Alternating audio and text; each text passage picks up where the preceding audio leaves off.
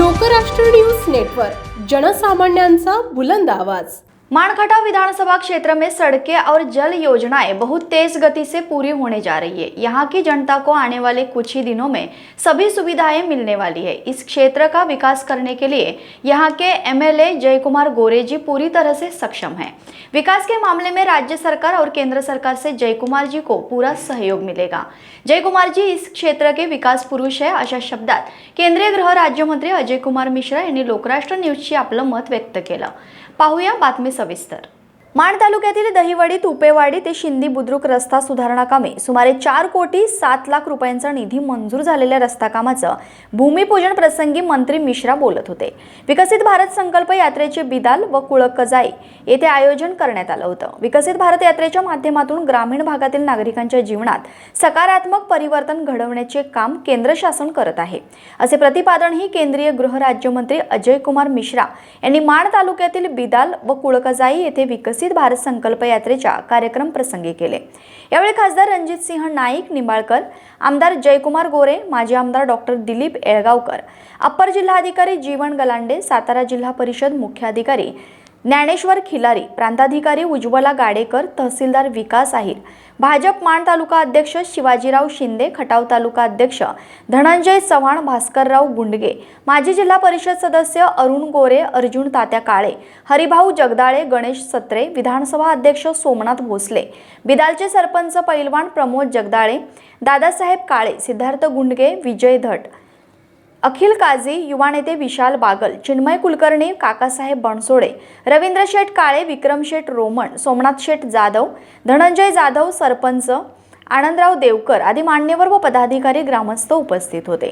यावेळी मंत्री मिश्रा यांच्या हस्ते केंद्र शासनाच्या योजनांचा लाभार्थ्यांना लाभ देण्यात आला। केंद्र शासनातर्फे अनेक लोककल्याणकारी योजना राबवल्या जात असून त्या सर्व पात्र लाभार्थ्यांपर्यंत पोहोचणे आवश्यक आहे। प्रधानमंत्री आवास योजनेच्या माध्यमातून गरजूंना घरे उपलब्ध करून देण्यात आली। शौचालय नसलेल्यांना बांधकामासाठी अनुदान देण्यात आले। जलजीवन मिशनच्या माध्यमातून प्रत्येक घराला नळ जोडणीच्या माध्यमातून शुद्ध पिण्याचे पाणी देण्याचे काम देशात मोठ्या प्रमाणात सुरू आहे। विकसित भारत संकल्प यात्रा ही देशातील प्रत्येक ग्रामीण भागात जात आहे। ज्या पात्र लाभार्थ्यांना केंद्र शासनाच्या योजनांचा लाभ मिळाला नाही, अशा लाभार्थ्यांना त्यांच्या गावातच विविध योजनांचा लाभ देणे हा यात्रेचा मुख्य उद्देश असून यात्रा जात असलेल्या प्रत्येक गावात अशा नागरिकांचा शोध घेऊन त्यांना लाभ दिला जात आहे। नागरिकांनी या योजनांचा लाभ घ्यावा असे आवाहनही मिश्रा यांनी यावेळी केले। आमदार जयकुमार गोरे यांनी केंद्र शासनाच्या योजनांचा सर्वसामान्यांना मोठ्या प्रमाणात लाभ झाला असल्याचे सांगून कोविड काळात मोफत अन्नधान्य, सर्वांना मोफत कोविड प्रतिबंधक लस देण्यात आली।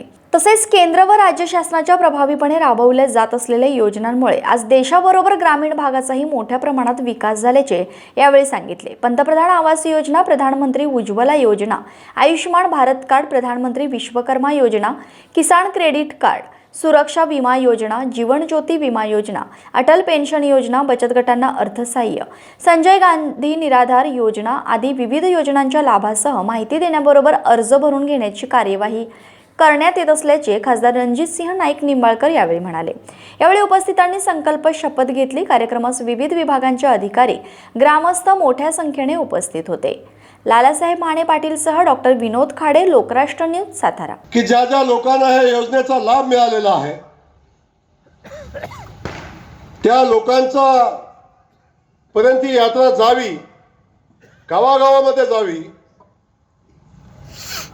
परंतु ज्या लोकांना या योजनेचा लाभ, या योजनांचा लाभ अजून मिळाला नाही, अशा लोकांच्या पर्यंत या योजना पोहोचवण्यासाठी आदरणीय मोदीजींनी ही संकल्प यात्रा काढली आणि काढत असताना या ठिकाणी ज्या ज्या लोकांना, एखाद्या भगिनीला अजून उज्ज्वला गॅस योजनेचा लाभ मिळाला नाही, त्या भगिनीला या ठिकाणी गॅस देण्याचं काम आजच आपली भगिनी, काय नाव त्यांचं, या योजनेचा लाभ मिळाला नव्हता, उज्ज्वला गॅस योजनेचा, त्या भगिनीला आज लाभ मिळाला। सकाळपासून जवळजवळ 250 लाभार्थींना लाभ देण्याचं काम या माध्यमातून झालं आणि अजूनही काही लाभार्थी राहिले असेल तर त्याही लोकांना लाभ देण्याचं काम या यात्रेच्या माध्यमातून होणार आहे। प्रसिद्धि इस प्रकार के मुख्यमंत्री की बनी थी जो विकास के कामों को लोगों तक पहुंचाता, लोगों की चिंता करता और लोगों की एक एक समस्याओं को कैसे उसको समाधान करें उसकी चिंता करते थे। और जैसे ही उनको प्रधानमंत्री पद का प्रत्याशी घोषित किया गया, पूरे देश में एक लहर मोदी के पक्ष में और भारतीय जनता पार्टी के पक्ष में एक पूरे देश में हवा बन गई। और देखते ही देखते आप सबके वोटों के कारण, आपकी ताकत के कारण, और आपने कमल के फूल पर मतदान किया, जिसके कारण इस देश में प्रधानमंत्री श्री नरेंद्र मोदी जी के नेतृत्व में भारतीय जनता पार्टी की बहुमत की सरकार बनी। सरकार बनने के बाद, प्रधानमंत्री पद की शपथ लेने के बाद नरेंद्र मोदी जी ने जो पहली सभा की, पहली मीटिंग की, सभा नहीं, सभा तो लोगों की होती है, लेकिन मीटिंग उन्होंने की अपने सांसदों के साथ और अपने मंत्रियों के साथ। तो उन्होंने कहा कि देश ने बड़े विश्वास के साथ आपके हाथ में देश की सत्ता को सौंपा है। आमतौर पर होता यह है कि कोई बड़ी सफलता मिलती है तो सबके मन में होता है कि थोड़ा आराम कर लिया जाए। ये उन्हीं के शब्द थे। अभी लोग देखते हैं कि कोई बड़ी सी सफलता मिल जाती है तो होता कि चलो थोड़ा सेलिब्रेट करो, कुछ उत्सव मना लो, आनंद कर लो। लेकिन मोदी जी ने कहा कि मैं कठिन रास्ता चुनने वाला हूं। ये उत्सव का समय नहीं है, आनंद मनाने का समय नहीं है, जिम्मेदारी का समय है। लोगों ने बड़ी उम्मीदों के साथ, अपेक्षाओं के साथ कमल के फूल पर मतदान किया है। हम लोगों को इस देश के लिए और देश के लोगों के लिए कुछ करके दिखाना है। उन्होंने सबसे पूछा कि आप कठिन रास्ते पर चलना चाहते हैं या आनंद मनाना चाहते हैं? तो मोदी जी के सामने कौन बोलता?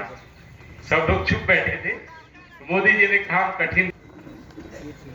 उन्होंने उसी दिन तय किया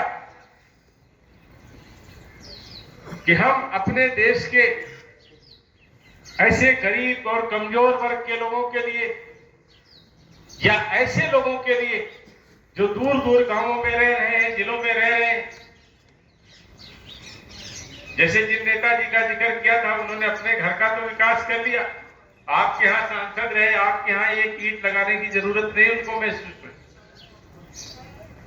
उन्होंने कहा जो दूर दूर गांव हैं, दूर दूर जिले हैं, ऐसे लोग हैं जहां तक अभी हमको काम करने की जरूरत है।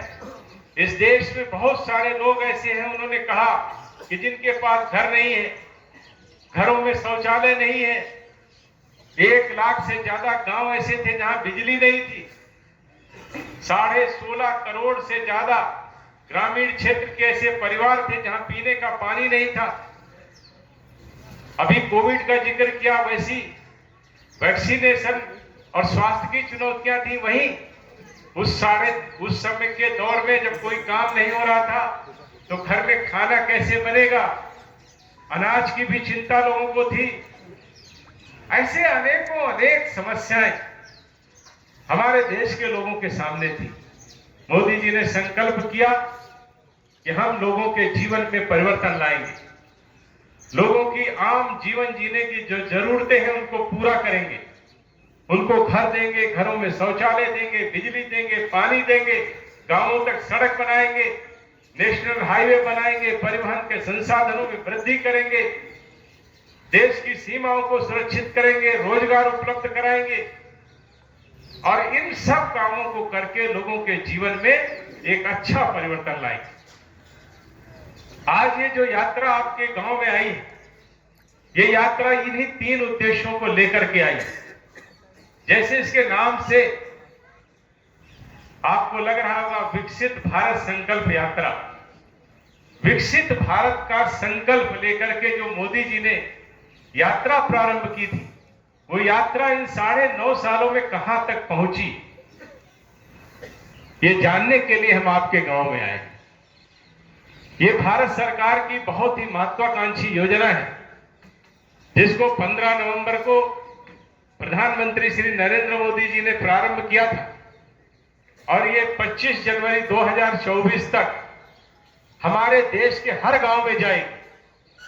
कोई गांव बचेगा नहीं जहां पर ये यात्रा न जाए। हमारे अधिकारी जाएंगे, जिस तरह के ये स्टार लगे हैं ऐसे स्टार हम लगाएंगे। तो जहां इसका पहला उद्देश्य यह है कि 9.5 साल में भारत के विकास की यात्रा कहां तक पहुंची। अभी यहाँ पे जो उद्घाटन हुआ है और भी कुछ उद्घाटन होने वाले है, तो यहाँ के जो एमएलए है वो बहुत ही काम किया उनने, तो इनके बारे में आपका क्या ख्याल रहेगा आगे के बारे में? देखिए, जय कुमार गोरे जी लगातार अपने क्षेत्र के विकास के लिए काम कर रहे हैं। उसी के क्रम में आज अभी यहाँ प्रधानमंत्री ग्रामीण सड़क का शिलान्यास हुआ है। ये शुरुआत होने जा रही है। 6 किलोमीटर लंबी सड़क है। इन्होंने ऐसे कई काम अपने क्षेत्र के लिए किए हैं जिससे लोगों को बहुत सारी सहूलियतें मिल रही हैं। मैं उनको बहुत बधाई देता हूँ। शुभकामनाएं।